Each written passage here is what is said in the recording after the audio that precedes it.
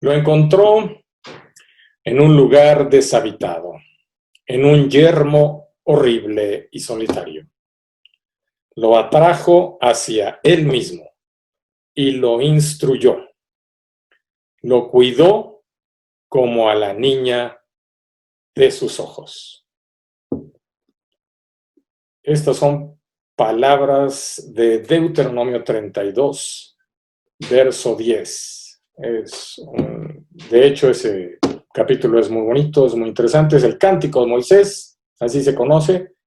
Es otro Cántico de Moisés. El primero está en Éxodo 15, este está en Deuteronomio 32. Tienen relación, y se acuerdan que en Apocalipsis dice que cantaban el Cántico de Moisés y el Cántico del Cordero. Bueno, pues aquí ya estamos disfrutando de este verso que nos recuerda quiénes somos de alguna manera, aunque nosotros no somos israelitas, pero aquí, aunque está hablando directamente de Israel, eso aplica hoy para nosotros porque Jesús nos abrió esa puerta, no porque estamos inventando. A este tema le podemos llamar Caminando con Dios en el desierto. Y por eso puse este fondo. En el fondo se parece una piedra, pero en realidad es un desierto. Si ustedes le ponen imaginación, lo que pasa es que está como acostado, pero así lo adaptó la pantalla. Pero si ustedes se ponen así de este lado, viendo hacia acá, esto es todo el desierto. Es el desierto de Judea directamente, ¿no? Y es hermoso, es impactante. Y pues quise compartir esta fotografía, este fondo, porque pues es el tema. Nuestro tema de hoy es caminar con Dios en el desierto. Y precisamente eso es lo que hizo Israel durante 40 años y otros más.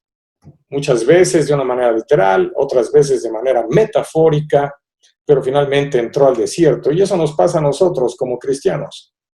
Vamos al desierto en nuestra vida en cualquier momento. Este mismo tiempo es un desierto. Lo que estamos viviendo ahora es un desierto de alguna manera, y voy a explicar también por qué.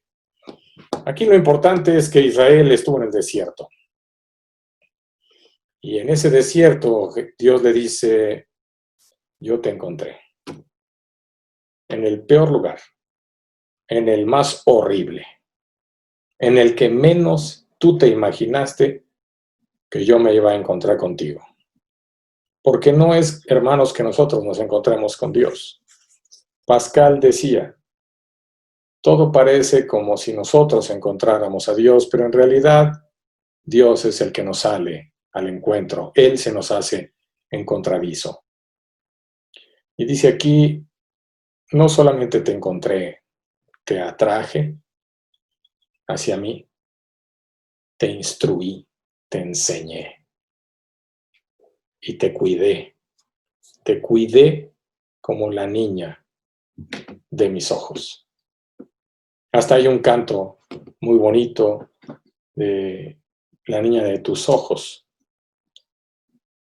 Y bueno, pues este tema del desierto es un tema, podríamos decir, de los más importantes en toda la Biblia. Si ustedes se ponen a buscar la palabra desierto en toda la Biblia, la van a encontrar muchísimas veces.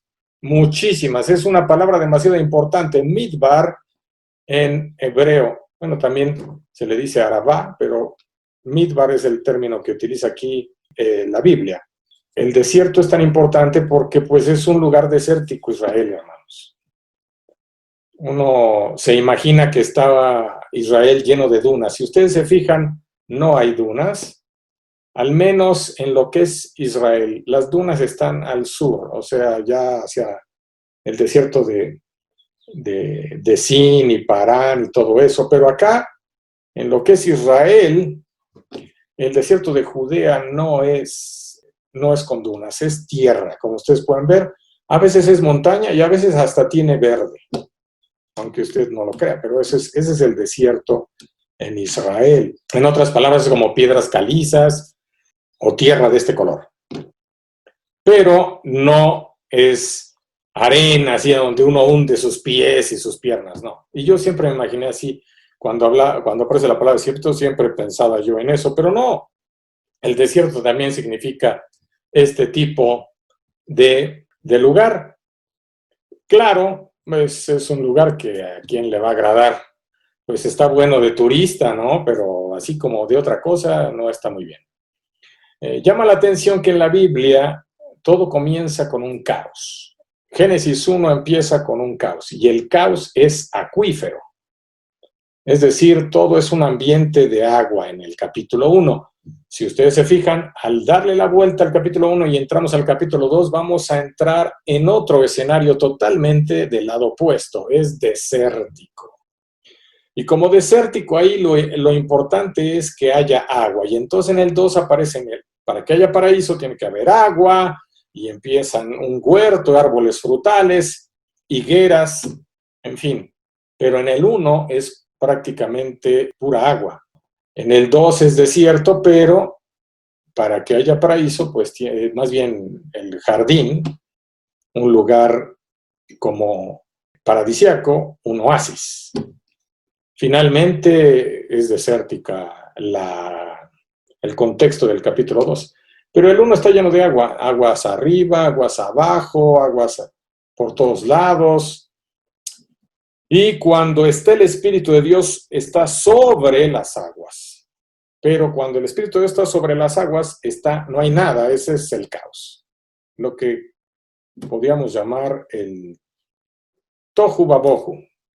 A ver, todos intenten repetir esas dos palabras, tohu babohu. Suena así como que eres un tohu babohu. Pues sí, es que es un caos, es un caos. Será Jeremías hasta el capítulo 4 que va a conectar ahí por el verso 11 y en adelante va a conectar esa zona acuática primigenia a el desierto de Israel. E incluso aquí les voy a leer el texto. Dice, en aquel tiempo se dirá a este pueblo y a Jerusalén: viento seco de las alturas del desierto vino a la hija de mi pueblo, no para aventar ni para limpiar, viento más vehemente que vendrá a mí, y ahora yo pronunciaré juicios contra ellos. Este viento es el espíritu, es el ruaj, el que está ahí ahora no es sobre el agua, ahora es sobre el desierto.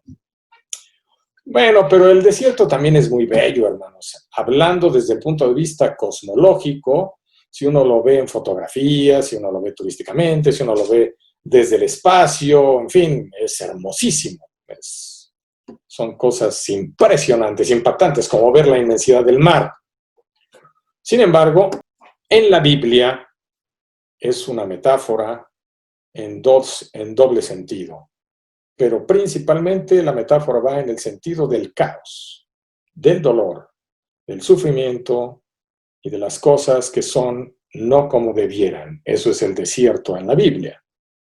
Es una interesante metáfora porque de alguna manera nos presenta una paradoja, o una doble paradoja.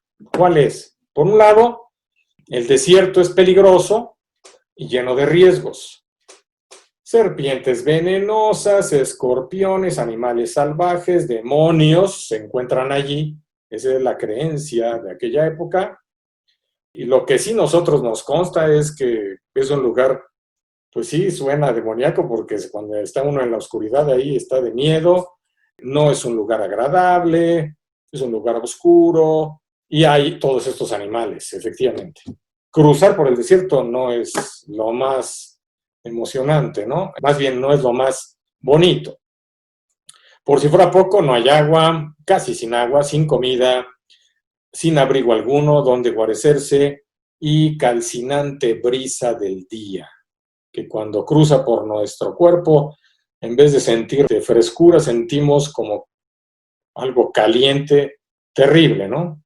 Por otro lado, aquí viene lo paradójico, es un lugar de refugio. David ahí se fue a refugiar cuando lo persiguió uno de sus hijos.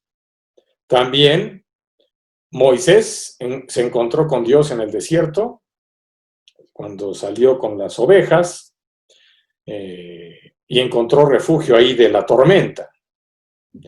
También fue de alguna manera el refugio del pueblo de Israel, a comparación de cómo estaban en Egipto. Salen de Egipto cruzan el mar y el refugio es el desierto, aunque parezca totalmente contradictorio. Y Elías, que me dicen, también fue un refugio para él, se metió en las cuevas del desierto porque Jezabel se lo quería echar al plato. Eso es, de alguna manera, la primera paradoja. La segunda es que la Biblia nos recuerda el desierto como el lugar de la desobediencia. Falta de confianza, construcción del becerro de oro, adoración de Baal, quejas de continuo, etcétera, etcétera. Y aún así, la Biblia también recuerda el lugar desértico como el espacio donde Israel sigue a Dios como una novia, Jeremías 2:2, encontrándose con él y probando su fidelidad una y otra vez. Vean los contrastes del desierto. Cuando uno se para ahí, pues, y recuerda ese tipo de cosas, uno dice, caray, había visto el desierto de Ciudad Juárez, pero esto está impresionante, ¿no? El desierto, el lugar del peligro y del riesgo, pero también el lugar del refugio y de la provisión. Hay otra manera también en que la Biblia ve al desierto. Hay diferentes tierras a las que hace referencia la Escritura. Los hebreos comenzaron con Egipto, la tierra del faraón, al cual consideraban Dios.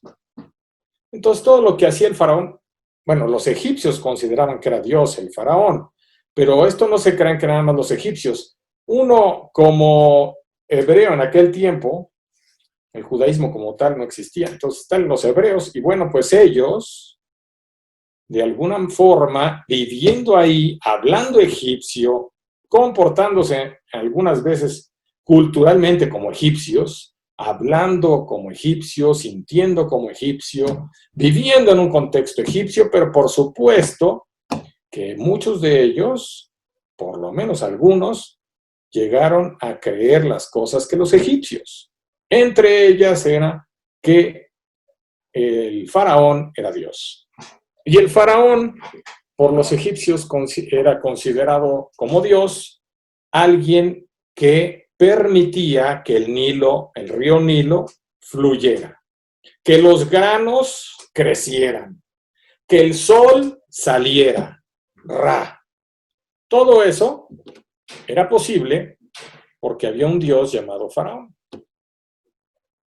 Los israelitas de seguro se vieron muy tentados a creer esto también, en ese contexto. Es como hoy nuestros hermanos que viven en Estados Unidos y son hispanos, nacieron en México, llegan allá, tienen la cultura, pero finalmente se hacen americanos, empiezan a pensar como americanos, hablan y empiezan a hablar inglés, se rodean de todo lo que es norteamericano, se sienten americanos y por si fuera poco sus hijos ya son americanos, nacen ahí. Así les pasó a los hebreos. Entonces la influencia es muy fuerte. De hecho, la palabra hebrea para Egipto es una palabra que algunos creen, perdón, que algunos creen que significa cautiverio. Cuando salen de Egipto, salen del cautiverio, no solamente de la esclavitud. O sea, el cautiverio de pensar y darle crédito a Egipto y al faraón de ser Dios. O sea, también van a romper con el estilo de vida y la manera de creer de los egipcios, porque ellos ya empiezan, si no es que creen, como los egipcios. A veces nos pasa así, hermanos, en la vida cotidiana. Nos vamos acostumbrando a tantas cosas de la vida diaria y de nuestra cultura que se nos olvida que nosotros tenemos otra convicción. Parece que nos empezamos a hacer como la cultura que nos rodea. Tan es así que nos apropiamos los dichos de la cultura. El que no apaña a Dios no lo acompaña. Si vas a ser pepenador, no importa, pero vas a ser el mejor pepenador de todos los pepenadores. Es decir, tú vas a ser el número uno. Y Jesús nos enseñó a ser no en afanarnos en ser el número uno, ser el último. Si te pegan, hijo, en la escuela, pégales. Todos los dichos populares, muchos de ellos, otros son bastante ciertos o muy atinados, pero estos, algunos de ellos, no son nada adecuados con la manera de pensar. Y es decir, hasta con esas cosas, uno se va haciendo de ideas que al rato se apropia y ya entonces cambia o hace las cosas como si uno fuera egipcio. Se nos olvida que no somos egipcios, que tenemos que ir al desierto. Yo no sé ahorita, hermanos, qué clase de desierto o en qué etapa nos encontremos o se encuentran ustedes. No sé si en este momento de su vida ustedes están en Egipto, están cruzando el Mar Rojo o están en el desierto. Si alguien siente que ya está en la tierra prometida, bueno, qué bueno. Pero también les voy a decir una cosa, aún aunque usted se sienta que ya está en la tierra prometida, a Israel ya estaba en esa tierra varias ocasiones, me lo regresó al desierto para que aprendiera algunas cosas. Si no literal, metafóricamente. Y a veces así nos pasa. Así que Dios, hermanos, saca a Israel del territorio del faraón y lo trae a la tierra prometida. Una tierra que le pertenece a él, porque acuérdense que la tierra es de Dios. Aquí si no, Dios no es muy zapatista, que digamos, no, la tierra no es de quien la trabaja, la tierra es de Dios, ¿no? Teológicamente hablando. Pero claro, Él nos la presta y se la presta a quien la trabaja. Los egipcios se creen dueños de todo y la tierra es de ellos, así que Dios los va a sacar de esa tierra y dicen, no, yo les voy a dar una tierra que es mía, pero bueno, ya se las voy a prestar. Dios les da otra tierra, pero para llegar a esa tierra tienen que cruzar una tierra muy terrible, que es el desierto. O sea, para llegar a la resurrección hay que cruzar por la cruz. Ningún cristianismo es posible con nadie exenta, como en la escuela, para llegar a la resurrección. Todos tenemos que pasar por la cruz, si somos cristianos. Y si usted fuera judío, todo judío tiene que pasar por el desierto si quiere llegar a la tierra prometida. Eso es a fuerza. Pero se nos olvida. Dios nos provee, como le proveyó al pueblo de Israel. Y le proveyó, incluyendo lluvia de los cielos, y le va a dar dátiles, higueras, granadas, en fin, muchas cosas que en ese lugar son muy preciadas. Bueno, hasta petróleo había. Ellos no lo sabían, la Biblia le llama betún. Interesante, está en Génesis. De hecho, los ingleses, cuando vieron ese texto, donde Abraham se pelea con los reyes de Sodoma, o está tratando de rescatar a Lot, si ustedes se fijan, ahí van a darse cuenta que los reyes de Sodoma huyen y en su desesperación de huir se caen en unos pozos de betún, dice el texto bíblico. Son unos pozos petroleros, imagínense que se cayeron ahí, pero bueno, cuando los ingleses vieron ese texto dijeron, no, acá hay petróleo y permítanme, a mí me interesa esa tierra, no se crean que era otra cosa. Y pues estuvieron ahí muchos años en lo que es ahora Israel. Podemos decir que Israel llegó a la tierra de Dios, el lugar donde solo Dios provee. Es agua que sale de la roca, maná que viene del cielo, pila de fuego que guía en la noche, nube que guía de día, protección contra los amalecitas, serpiente que sana ante las picaduras de serpientes, tabernáculo donde encuentran a Dios de manera íntima. Es el lugar donde ellos aprenden a confiar en Dios completamente. Ese es el desierto, esa es la tierra de Dios. Nosotros también tenemos tierra de Dios en el desierto. Y cuando Israel llegó a la tierra prometida y luego se le olvidó eso, Dios lo tuvo que meter en algunos procesos. Incluso hay un texto que dice que los llevó todo el camino al desierto, porque en el desierto, en tiempos de dolor y sufrimiento, en tiempos de dificultad y dureza, el pueblo de Dios aprendió a confiar en Él, a conocerle y a amarle. Y ese es el mismo caso para nosotros. Hoy estamos pasando tiempo de confinamiento, de plaga, de crisis, afectaciones en todos los rubros, bueno, hasta el físico, uno está engordando, comiendo, no, difícilmente hace ejercicio. Desde el punto de vista de salud, si uno se cuida, dentro de la casa también tiene otras consecuencias si uno no se cuida. Si sale uno se arriesga al virus, otros tienen que salir porque tienen que trabajar con todo y las condiciones que están. Bueno, no podemos ir a la iglesia, no puede uno abrazar, uno sale con cierta incertidumbre, con precauciones a veces extremas, se enfrenta también a otras personas que pueden ser muy indolentes. En fin, la situación es nada agradable, el riesgo está ahí, mucha gente está muriendo, uno puede ser de ese grupo en cualquier momento, por lo menos de los enfermos y hospitalizados. Entonces siempre todo eso crea cierta crisis, crea incertidumbre, crea temores, no es agradable, sobre todo en las ciudades grandes, que es a donde está la cosa tremenda. Iztapalapa y Neza son los más llenos de coronavirus aquí en la zona metropolitana, precisamente porque la gente sale muchísimo y sigue haciendo sus actividades normales en la calle. Y los mercados y las combis llenas y pues obviamente, hermanos, la cosa ahí está tremenda. No nos gusta este desierto. ¿A quién le va a gustar esto? El desierto, en ese sentido, no es agradable. Alguna vez todos tenemos que pasar por el desierto. A lo mejor alguno no ha resentido tanto este desierto, pero tarde que temprano lo vamos a resentir porque la economía del país viene para abajo, y eso nos va a afectar tarde que temprano, directo o indirectamente, de alguna manera. Dios quiera que sea de lo menos posible, pero ahí está el desierto. Tenemos que aprender de él, y la buena noticia, Dios se manifiesta en él.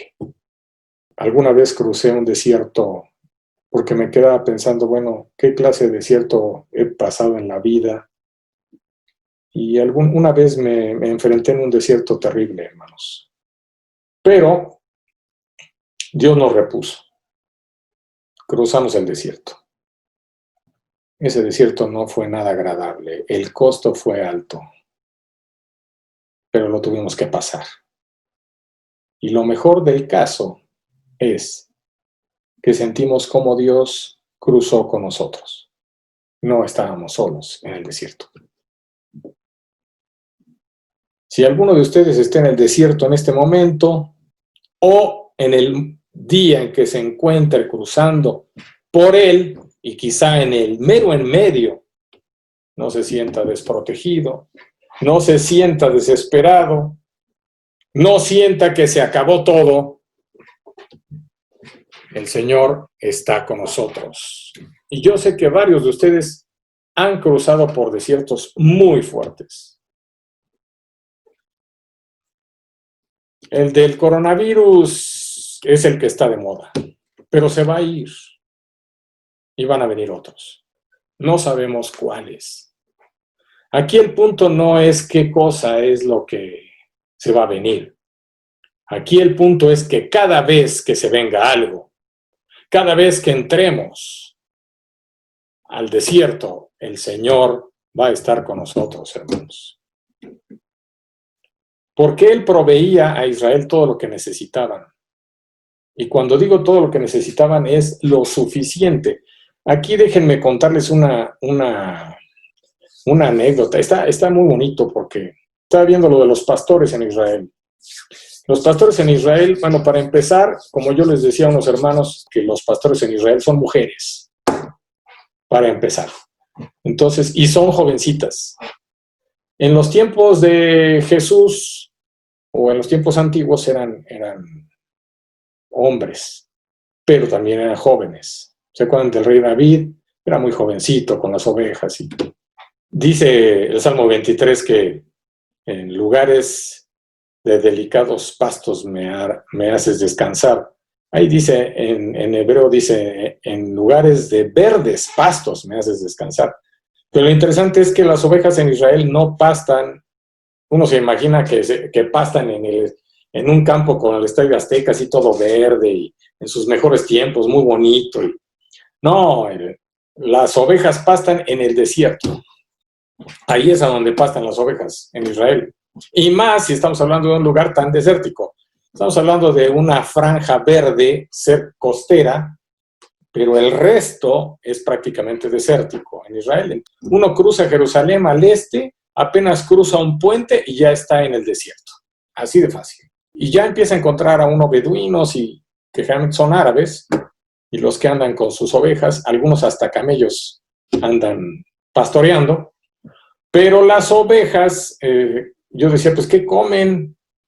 ¿Qué comen? ¿Piedras o arena? No, resulta que salen unos tallitos verdes de entre las piedras y del desierto, salen unos tallitos verdes, es una especie de pastito, y así que se va dando en ciertos lugares del desierto. Los pastores saben dónde están, guían a las ovejas y exactamente ellos saben a dónde pastar. De ahí que la oveja come y come lo suficiente para ese día. No tiene súper en abundancia, gran alfalfa acá, como en otros lugares, que es su comida favorita. No, no, no. Son así tallitos verdes intermitentes y eso es su comida. Suficiente para el día. A nosotros, el mensaje del Salmo 23 es que Él te provee de lo suficiente y no le interesa, como la teología de la prosperidad dice, ¿no?, que te va a dar así en las manos llenas. Cuando eso pasa son bendiciones excepcionales, hermanos, y hay que darle gracias a Dios. Pero Dios nos provee de lo suficiente cada día. Cada día tiene su afán, decía Jesús. No se preocupen por el día de mañana. Cuando cruzamos por el desierto, efectivamente no es fácil. No es fácil, pero hay una gran ventaja. Siempre el Señor nos va a proveer en el desierto y lo suficiente para cruzarlo. No nos va a dejar ahí. En el desierto se une a un pueblo por la razón que sea que estés ahí. Dios está ahí también y es cuando Dios está con su pueblo justo en el momento que lo necesita. Esto no hace el desierto más fácil ni menos doloroso, pero lo hace posible. Y puede uno entonces salir del otro lado del desierto más cerca y más íntimamente relacionado con Dios como nunca antes cuando cruzamos. Tal vez traigas algo muy dentro de tu corazón, pero en el calor del desierto, en el dolor, en la lucha, en lo desconocido, Él está contigo y lo va a estar lo suficiente para ti, así como estuvo para Israel. Dios estuvo con su pueblo en el desierto del Sinaí, en el desierto de Parán, en el desierto de Sin, en el desierto de Negev y en el desierto de Judea, en todos los desiertos, y así estará contigo en todos tus desiertos. Si Dios es eficiente en algún momento, es en el desierto, exactamente ahí, en lo silencioso, en lo oscuro, en la lucha, Él se hace presente. Y es ahí, exactamente ahí, donde nos enamoramos de Él, donde no hay donde agarrarse de nadie ni de nada más que de Él. Por eso es necesario y también es bendición cruzar el desierto. 40 años, 40 días Jesús, número simbólico y teológico que implica un periodo completo. No sabemos cuánto tiempo estuvieron ellos ahí. No sabemos cuánto tiempo, pero sabemos que toda la vida representada en los 40 de Jesús estuvo en el desierto. Es decir, hay personas que toda su vida es un desierto, pero al final encuentran la tierra prometida. Gracias a Dios por nuestros desiertos. Y yo les deseo, hermanos, que nos encontremos con Dios allí. Que Dios les bendiga, hermanos.